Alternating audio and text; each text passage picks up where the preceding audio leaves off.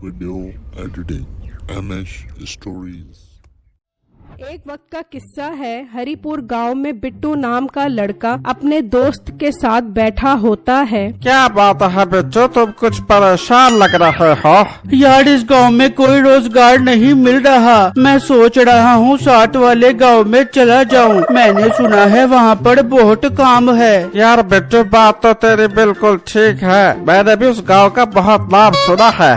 हरिपुर गांव के साथ वाले गांव में एक ठाकुर रहता था जिसके दो मुंशी थे, एक मीठा और दूसरा जॉनी।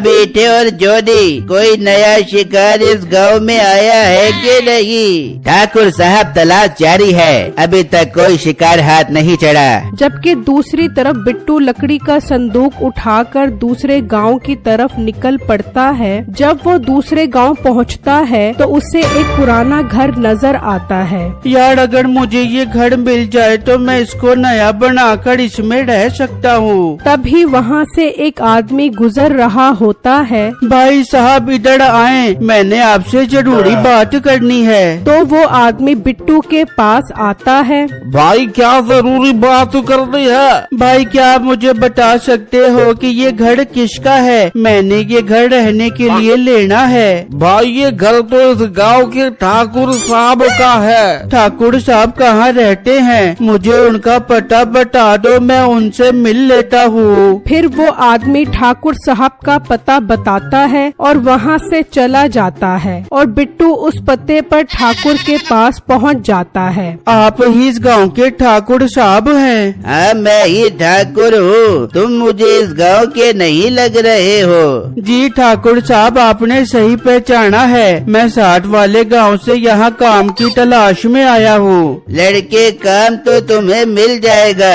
पर तुम इस गांव में रह कहाँ रहे हो? ठाकुर साहब वो मैंने इस गांव में एक पुराना घर देखा है। मुझे किसी ने बताया है कि वो घर आपका है। अच्छा वो घर, वो तो काफी पुराना है, तुम वहाँ नहीं रह सकते, वो किसी वक्त भी गिर सकता है। ठाकुर साहब मेरे पास बहुत पैसा है, मैं उस घर को नया बनवा लूँगा, बस आप मुझे वो जगह दे दें। अच्छा तो तुम्हारे पास काफी पैसा है, फिर तुम परेशान क्यों होते हो? मेरे पास मजदूर हैं, वो तुम्हारा घर बना देंगे। ठाकुर साहब ये तो बहुत अच्छी बात है, मैं फिर आज ही काम शुरू करवा दूंगा। रुको मैं तुम्हारा मसला हल करता हूँ। मीठे और जॉनी इधर आओ। फिर मीठा और जॉनी आते हैं। मीठे और जॉनी, ये लड़का इस गांव में नया आया है, इसके साथ चले जाओ और पुराने घर को नया बनाकर साफ कर दो।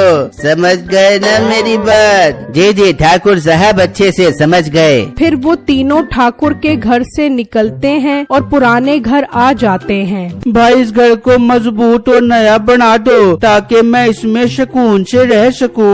लड़के तुम्हें परेशान होने की जरूरत नहीं है, हम इस घर को इतना साफ और मजबूत कर देंगे कि तुम खुद भी हैरान और परेशान रह जाओगे। फिर वो घर के अंदर आ जाते हैं। भाई आप लोग काम शुरू करो, मैं संदूक को यहाँ रखकर आप लोगों के लिए खाने के लिए कुछ लेकर आता हूँ। भाई जरा जल्दी लेकर आना, बहुत भूख लग रही है। नहीं नहीं ये मजाक कर रहा है, तुम जल्दी जाओ, सुकून से आओ, ताकि जब तक हम अपना काम मुकम्मल कर लें। ठीक है भाई आप काम शुरू करो, मैं जाता हूँ खाना लेने के लिए। फिर बिट्टू वहाँ से चला जाता है। मीठे मुझे लगता है इस संदूक में जरूर कोई कीमती चीज है। हाँ जॉनी तू ठीक बोल रहा है, चल इसको खोल कर देखते हैं। फिर वो संदूक खोलते हैं तो हैरान रह जाते हैं, उसमें पैसा, सोना और चांदी होते हैं। जॉनी संदूक को उठा और निकल, कहीं वो मोटा न आ जाए। फिर वो संदूक उठाकर वहाँ से चले जाते हैं और ठाकुर के पास आ जाते हैं। वाह जॉनी और मीठे, तुम लोगों ने कमाल कर दिया,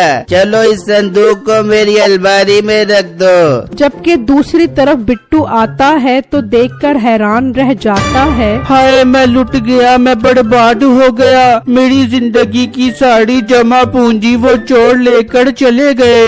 बिट्टू परेशान ठाकुर के पास आता है। ठाकुर साहब मैं लुट गया, मैं बर्बाद हो गया। लड़के क्या हुआ है, जरा सुकून से बताओ। ठाकुर साहब वो जो मजदूर आपने मेरे साथ भेजे थे, वो मेरा पैसों और सोने चांदी से बड़ा संदूक चोरी करके ले गए। ओहो, ये तो बहुत बुरा हुआ है। तुम मेरे साथ चलो, उनको ढूंढते हैं। अगर वो मेरे हाथ लग गए तो उनको ऐसी सजा दूंगा कि वो याद करेंगे।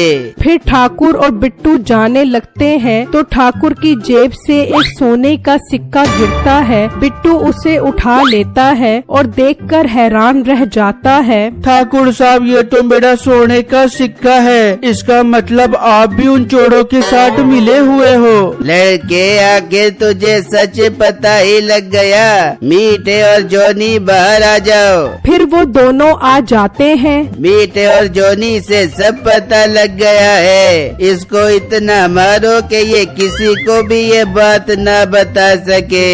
नहीं नहीं ठाकुर साहब मुझे मत मारना, मैं ये गांव ही छोड़कर चला जाता हूँ। हाँ मोटे, जल्दी से ये गांव छोड़कर चला जा। ऐसा न हो कि तू हमारे हाथ से मारा जाए। बिट्टू परेशान वहाँ से चला जाता है और जंगल में एक दरख्त के नीचे आकर बैठ जाता है। ऐ मेरे अल्लाह मेरी मदद कर, मैं बहुत मुश्किल में फंस गया हूँ। तभी वहाँ एक बूढ़ी औरत आती है। अरे बेटा तू इस जंगल में क्या कर रहा है? ये तो बहुत खतरनाक जंगल है। जा बेटा यहाँ से चला जा, वरना यहाँ के जंगली जानवर तुझे मार देंगे। अम्मा जी जिंदगी से तो बेहतर है कि इस जंगल के जंगली जानवर मुझे मार दें। बेटा क्या हुआ? तो ऐसी मायूसियों वाली बातें क्यों कर रहा है? फिर बिट्टू उस बूढ़ी औरत को सारी बातें बताता है। बेटा ये तो तेरे साथ बहुत बुरा हुआ है, तू फिक्र मत कर, मैं तेरा मसला हल कर देती हूँ। तू उस घर में जा और देखी, अब वो बहुत बड़ा महल बन चुका होगा।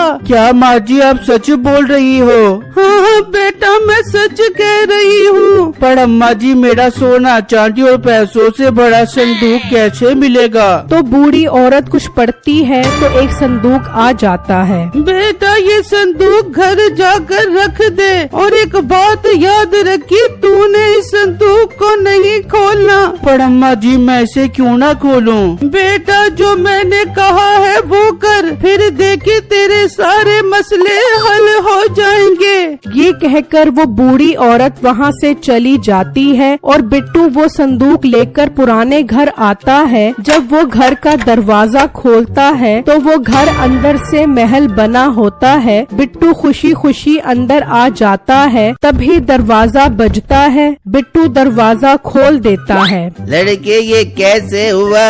ये घर अंदर से महल कैसे बन गया? ठाकुर साहब वो देखो, वो खजाने वाला संदूक फिर वहाँ पड़ा है। चलो इस संदूक से खजाना निकालो। फिर वो संदूक खोलते हैं तो संदूक उन तीनों को अपने अंदर खींच लेता है। अल्लाह तेरा लाख लाख शुक्र है, मेरा सब कुछ मुझे वापस मिल गया। मीठा, जॉनी और ठाकुर कहाँ गए, ये एक राज ही रह जाता है।